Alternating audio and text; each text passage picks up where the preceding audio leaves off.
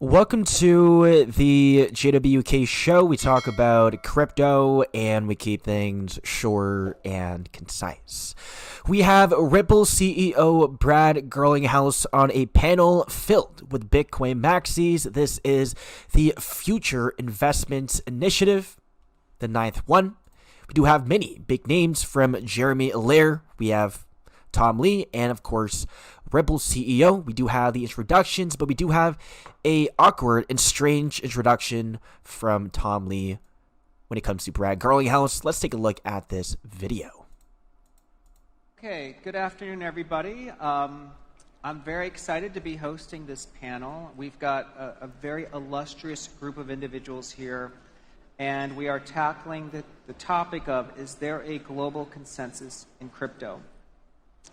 So before I even level set and set the stage for a conversation, I just want to introduce who's actually in this panel. So to my left is Jeremy Allaire, the CEO of Circle, which went public this year. It is the stablecoin provider USDC, but what's really notable is Circle's IPO really opened the US capital markets, and it has now led to a flood of tech IPOs.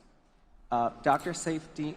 We will see more crypto IPOs coming in, Securitize, Kraken, many more, and potentially Ripple in 2026. As of now, according to Ripple CEO, there is no rush in doing so. Saifedean Ammon is a very well-known author, the author of the Bitcoin Standard, and is a very published author and has a lot of important views around Bitcoin.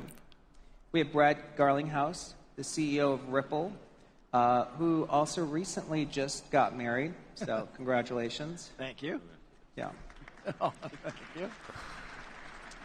And we have Ricardo Salinas, who's the CEO of Salinas Group, a huge Mexican conglomerate, very successful entrepreneur, and very famously made a very large personal bet on Bitcoin. Yeah.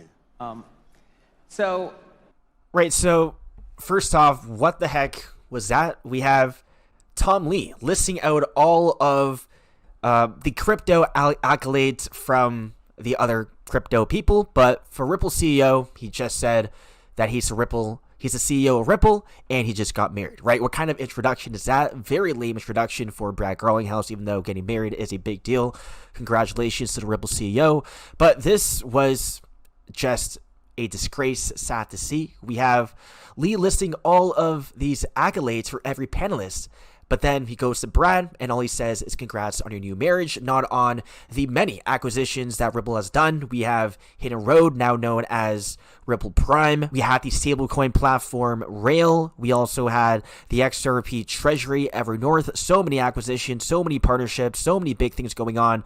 We had the Ripple versus SEC case officially ending, but all he said was congrats to your marriage.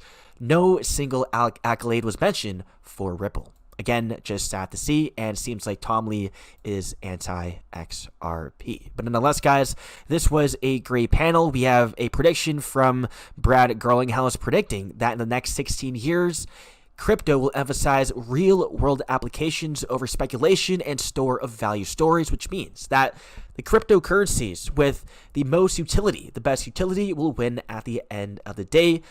The narrative of a crypto being a store of value, guys, it is not enough. It is outdated, too old, and there is much more things needed than just a store of value. Let's take a look at this video. one of the principal things that draws them here is the idea that Bitcoin is digital gold. You know, it's a store of value in a world that's increasingly digital.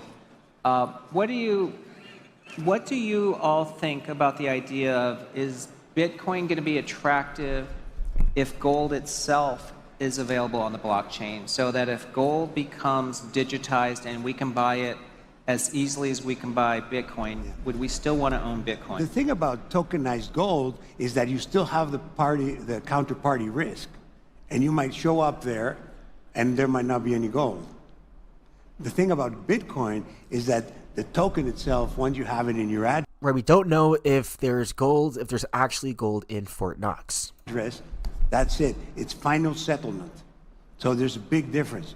I mean, it's very good for gold to be able to trade it like that, but you're certainly depending on the issuing party, the party that issues the tokens, to make good on that delivery. And I would also add that it's essentially gold banking is illegal around the world. It's not really possible to make payments with gold.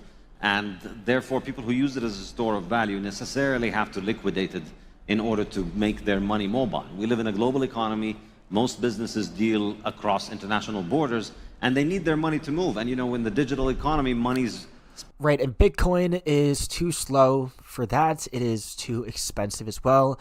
Banks don't want to wait days for a transaction, although they are doing that right now. That is coming to an end as we head towards a digitized economy, financial system, blockchain technology, XRP. And they don't want to spend a lot of money in fees as well, right? We had, I believe, a whale sending millions of dollars in Bitcoin, but also have to spend $1 million in transaction fees. Speed is increasing more and more, and therefore gold physically cannot keep up because I think it's too politically centralized, it's too politically sensitive. Whereas with gold, with Bitcoin, on the other hand, you've got final clearance and final settlement of a digital asset, which is native digital. So therefore, that allows it to be a lot faster. And I think that is why Bitcoin has massively outperformed gold over the past 16 years, and I would expect that trend to continue. Tom, if I may, I think you're demonstrating that we don't have a global consensus about crypto. Even in this conversation, and I agree that it still is early, partly because there is not a global consensus about some of these things. I agree. And I think some of the use cases, we're still extremely early in terms of scaled use cases. Circle is certainly one example that has started to have a scaled use case around a stablecoin.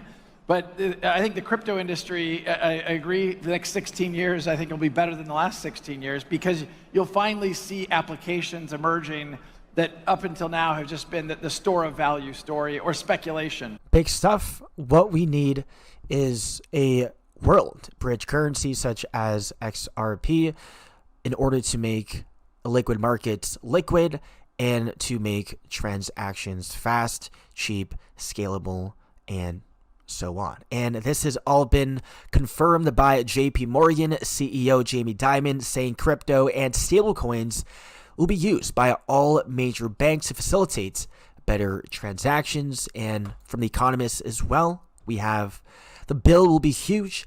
It's also a historic bargain. And we have for Mr. Poole, we have huge. We do have a Mr. Poole connection with the Economist, as the Economist loves to leave predictive programming. And we have another tweet from Mr. Poole, 122.